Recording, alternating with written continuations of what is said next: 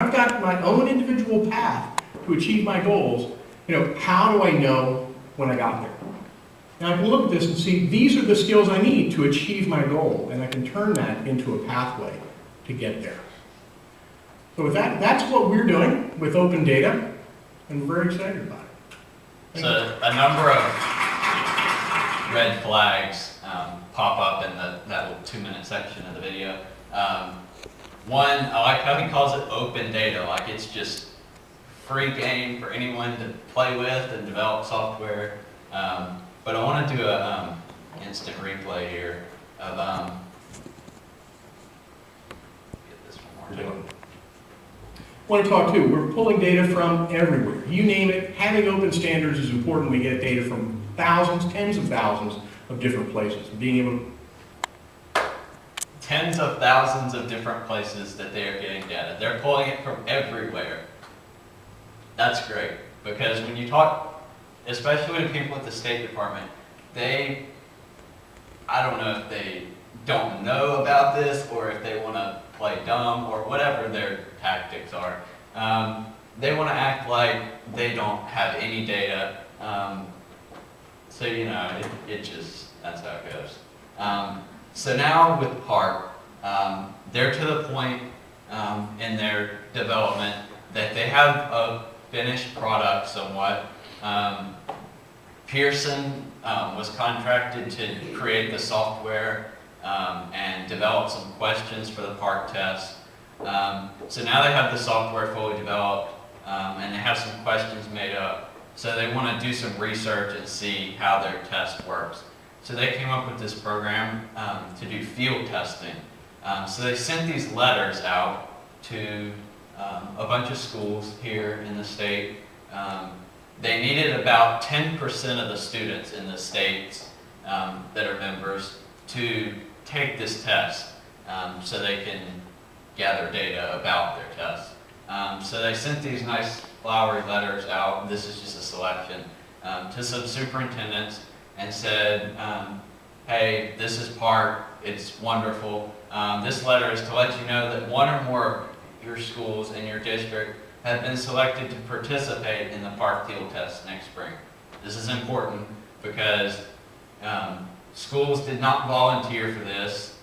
If this would have been state-led, I'm sure schools would have actually volunteered. But no, instead we have an outside entity outside of the state selecting schools to participate. So just keep that in mind as we talk more about the field test. So, I could talk about the field test all day, but Park recently, as in like last week, like this field test is in 2 weeks, and just last week they posted some information kind of directed towards parents and other people on their website, kind of explaining what this field testing is. So I'm just going to steal some slides from their PowerPoint and use their own words. So this is the first slide in their PowerPoint. Field testing. Testing the test.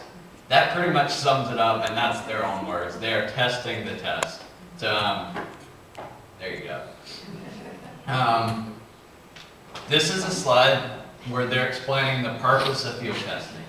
The field tests are designed to generate data to evaluate the quality of the test questions.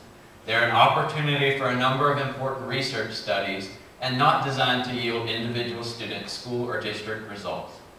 So basically what they did is they looked at all the schools in Arkansas and across all their other states, and they said, we need 10% of students to take this test, and we need those 10% to represent the 100% in demographics and socioeconomics.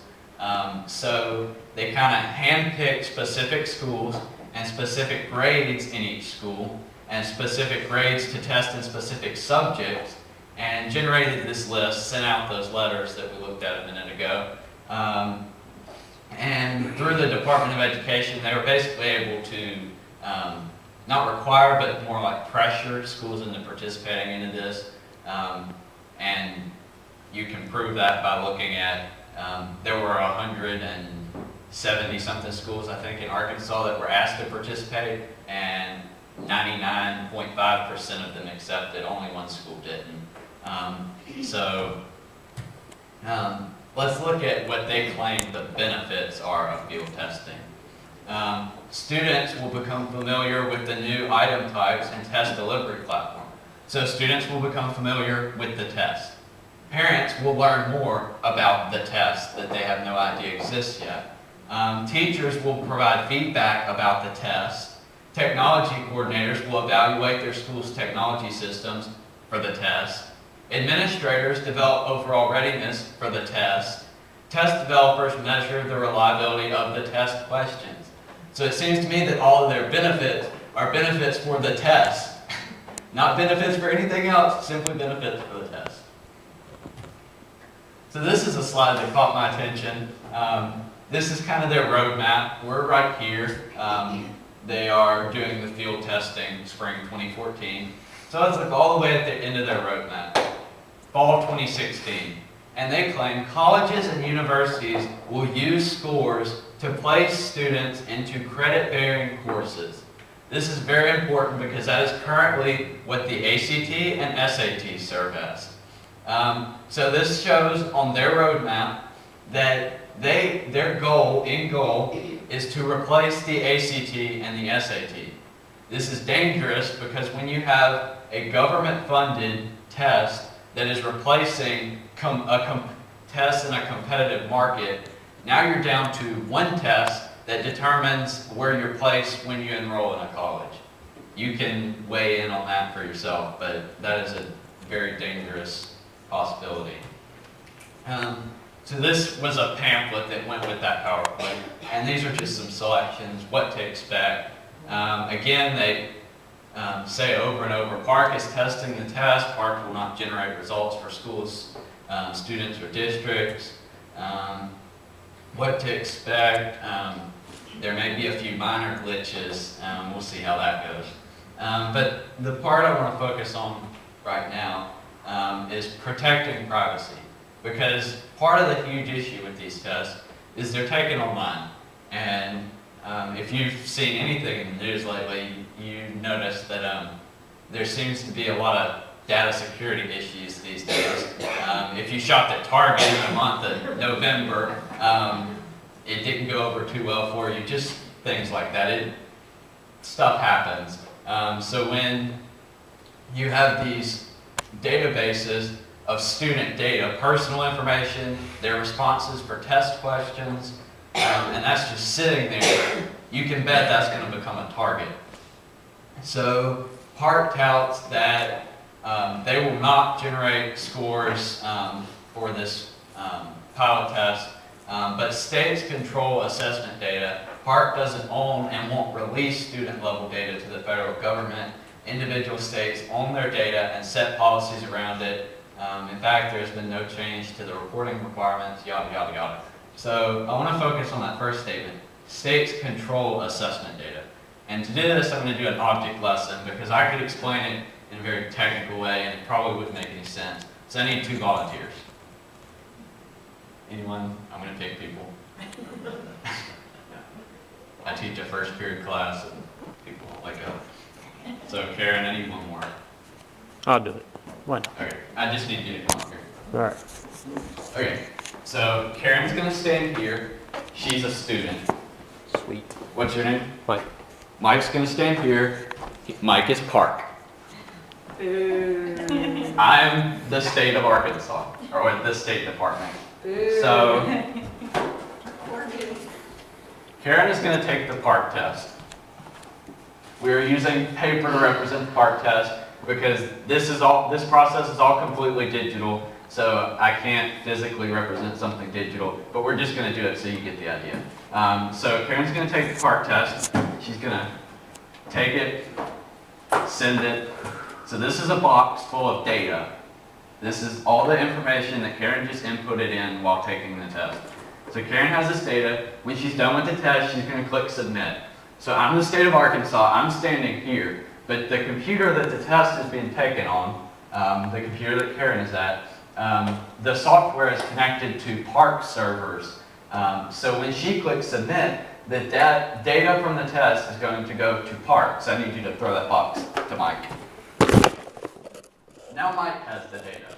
I'm the State Department of Education here in Arkansas. I never touched the data. So how can I control this data? Now, Mike has this box of data. You can keep holding it. So Park has the data submitted from the test. I still control the data. He just has it on his servers. So the problem now is that digital information can be duplicated quickly and infinitely.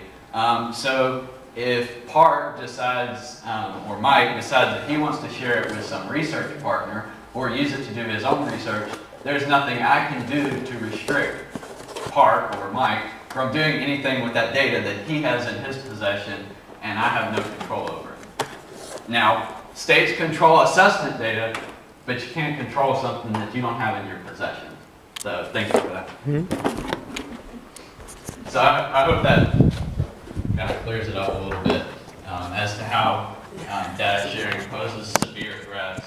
Also, something I failed to point out is if Park has this data and Park's software is compromised and hackers get a hold of that data, it could be on some foreign website as fast as Target's list of debit cards ended up on a website.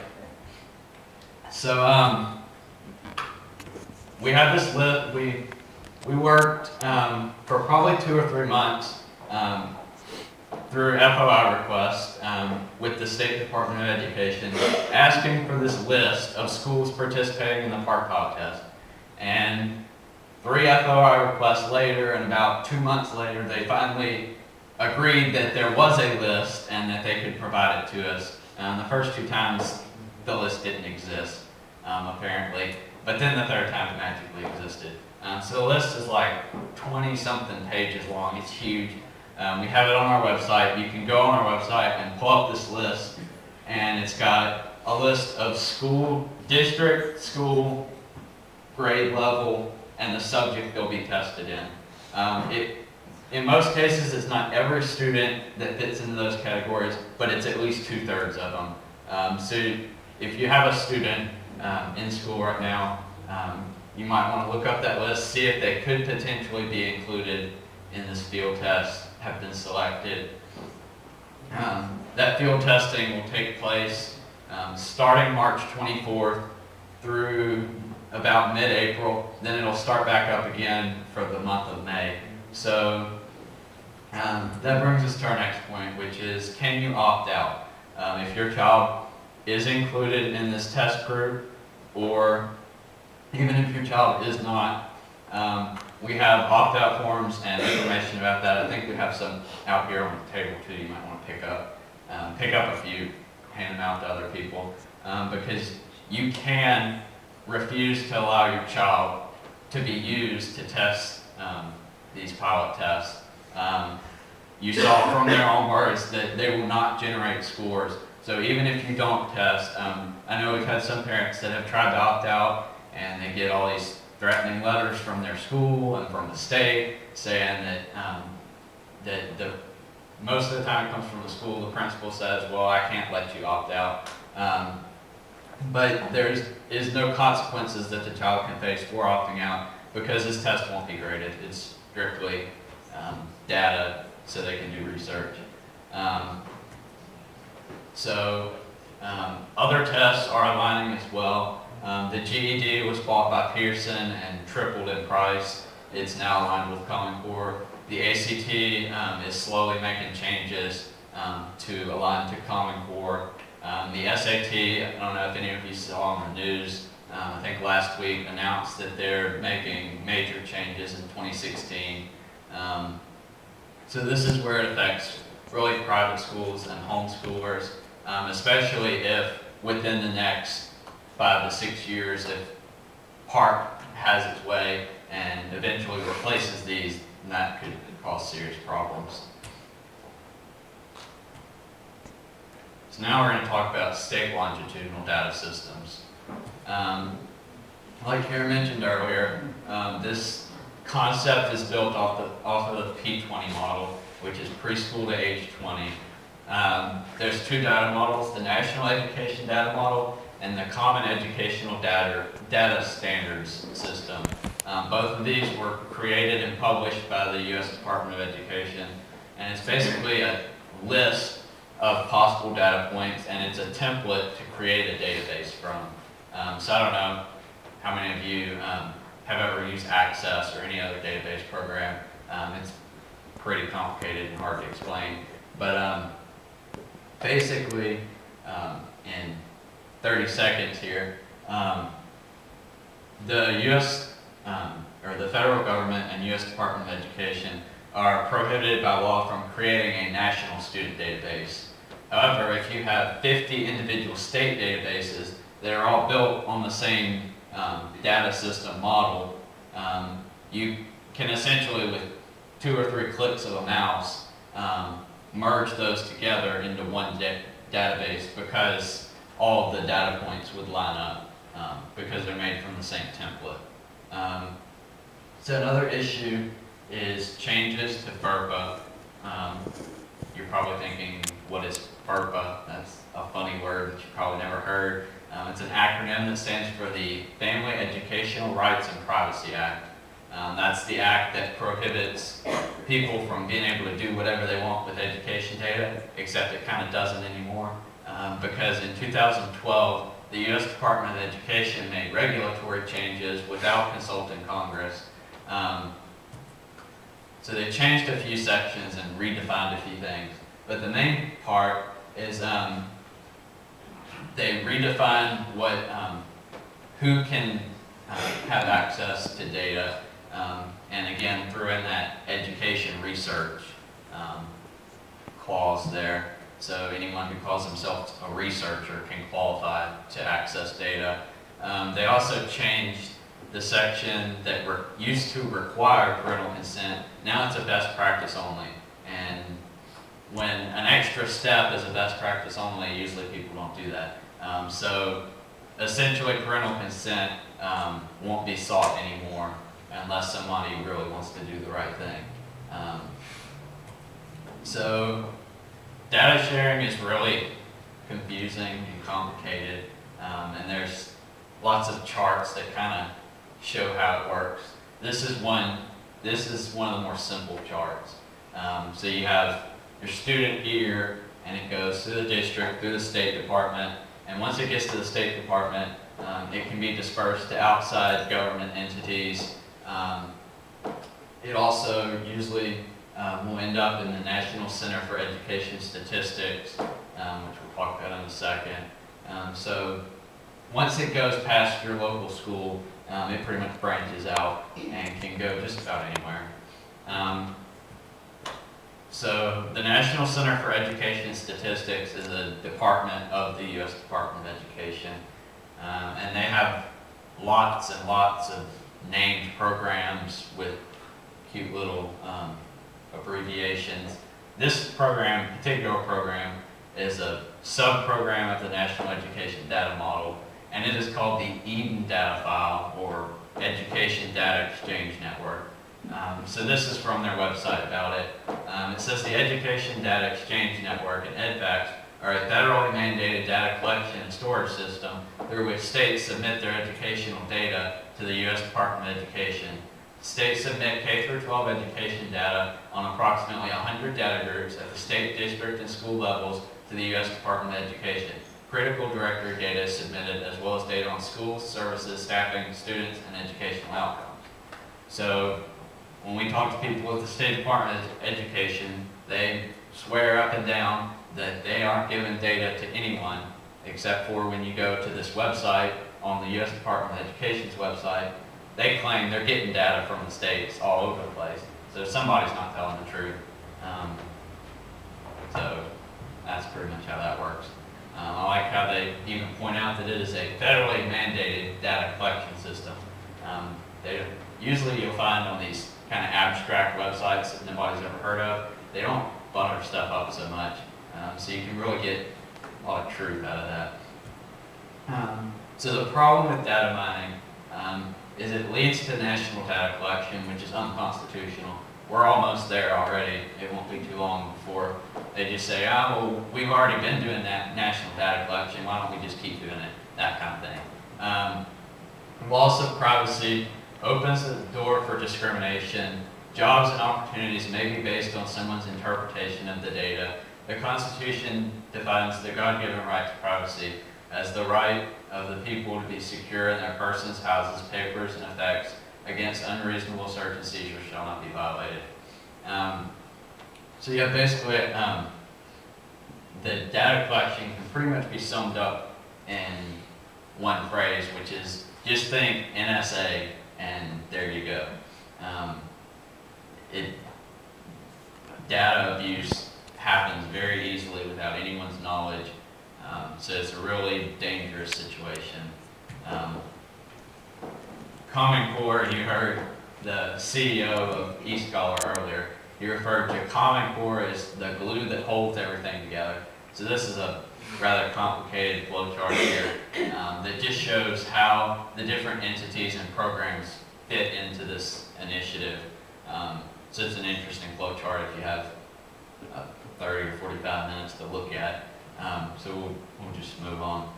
You can just see this is way more than just Common Core, just the little blue box in the middle. So with that, we'll move into curriculum. All right, so the first thing that they're going to tell you is that there is no curriculum with Common Core. And when I called the school up, I said, well, can we just do something different than the math that we're using? Can we use Saxon math? And the principal said no, because it's not aligned to Common Core. So even though they tell us there's not a curriculum, you have to have curriculums that are aligned.